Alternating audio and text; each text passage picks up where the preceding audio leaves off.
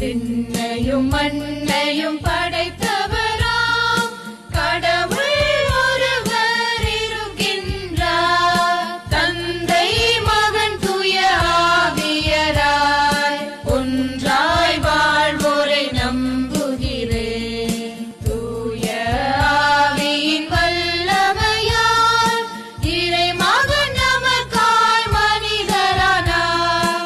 கன்னி மரியிடம் பிறந்தவராம் இயேசுவை உறுதியாய் நம்புகிறேன். பிலாத்துவின் ஆட்சியில் பாடுபட்டார், சிலுவையில் இருந்து அடக்கப்பட்டார், மூன்றாம் நாளில் உயிர்த்தெழுந்தார், இறப்பின் மீதே வெற்றி கொண்டார். விண்ணகம் வாழும் தந்தையிடம் அரியணை கொண்டு இருக்கின்றார்.